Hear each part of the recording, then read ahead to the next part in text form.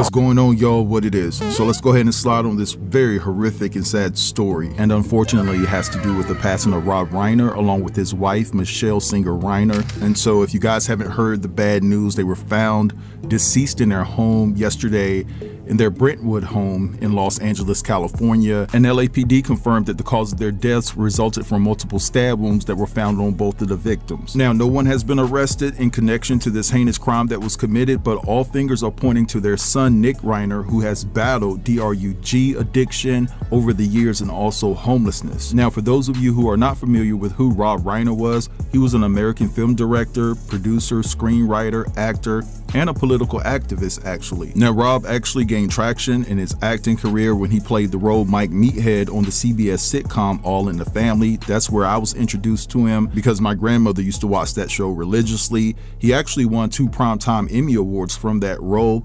He didn't stop there. He also starred in movies like Throw Your Mama from the Train, Sleepless in Seattle, Bullets Over Broadway, The First Wives Club, and so forth and so on. Then Rob got the bright idea to switch up the game and change the course of his career, and he started to direct films, starting with This Is Spinal Tap in 1984, The Sure Thing in 1985, Stand By Me in 1986, When Harry Met Sally in 1989, and I'm pretty sure that most of us remember this one, A Few Good Men in 1992, just to name a few. You want answers? I think I'm entitled. You want answers? I want the truth! You can't handle the truth! Now, A Few Good Men was nominated for an Academy Award for Best Picture, but unfortunately, Rob and his crew wasn't able to capture that Covenant Award, but it was still an iconic film, nothing to hold their heads down about whatsoever because they didn't capture that award. But anyway, what I want to do right here is turn your attention to a clip that I came across where Rob and Nick are sitting down for an interview because they actually worked on a film together called Being Charlie, where Nick actually played someone that had addiction issues and things of that nature. And you could tell that there's a little tension there. Nick actually brings up the fact that they didn't bond when he was a child. So I just want you to check this clip out and I'll be back. What did you think? What was the toughest for you? What do you think, Nick? It wasn't very tough. I mean, it was a pretty nice experience for me. I don't really think it was like tough at all. Really?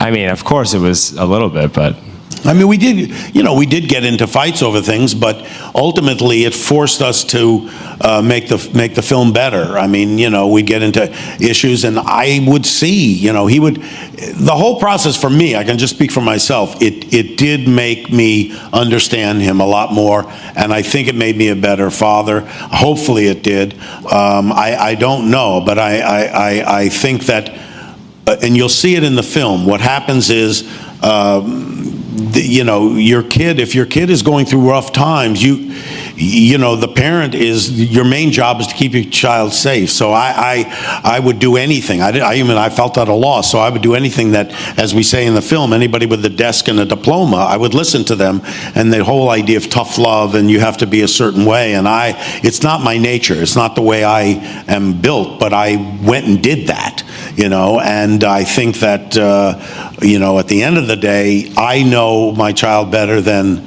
an expert does, and I probably should have trusted my own instinct, and that's one of the things I did learn about the whole experience.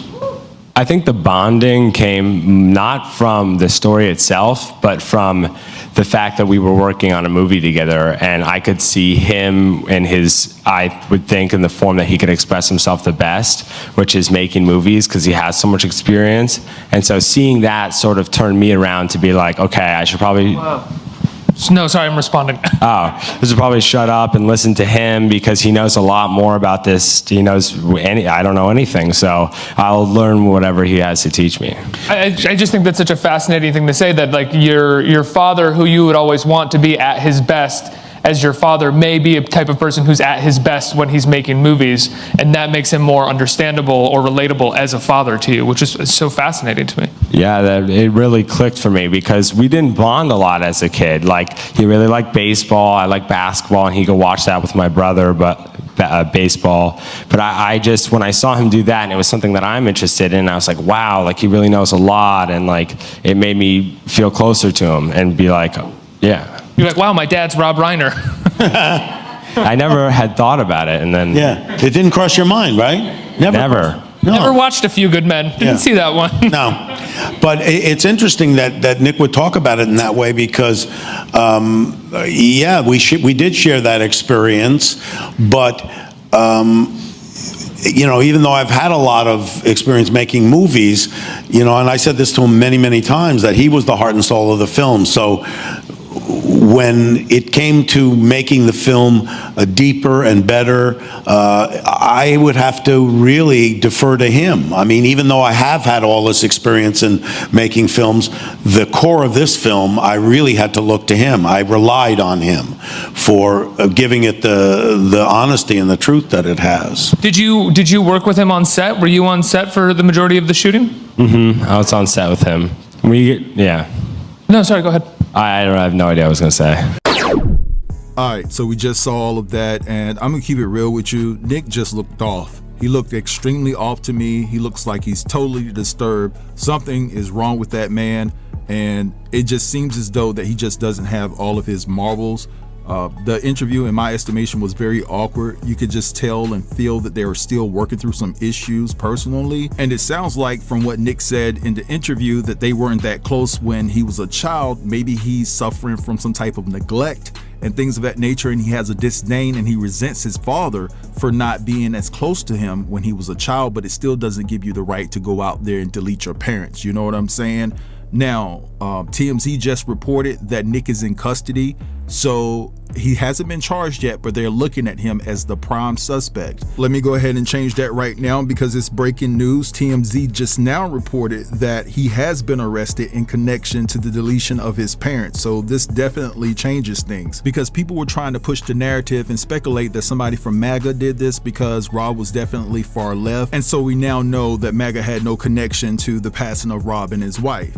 Now, they're saying that Rob and his wife and Nick, they attended a Christmas party that Conan O'Brien threw over the weekend. I believe it was Saturday. And all of a sudden, there was a big argument that ensued between Nick and Rob and his wife ended up leaving the party. Now, it's unclear if Nick left and went behind them, but obviously something went down because Rob and his wife Michele, they're no longer here. Now, it's also being reported that over the past few months leading up to their unfortunate passing, that Rob and his wife confided in friends about Nick's constant substance abuse, and that they were at their wits' end with trying to help him anymore, and that there was nothing else that they could do for him. So this is just an entirely effed up situation here. Rest in peace to Rob, who was 78, and rest in peace to his wife Michele, who was 68. And I hope the family can try to find some type of comfort and peace during this difficult time. But anyway, I'm gonna let this go right here. I want you guys to feel free to drop down in the comments and let me know what you think about all of this. Don't forget to like, comment, share, and if you're new here, consider subbing to the channel. I'll get with you guys later. Peace.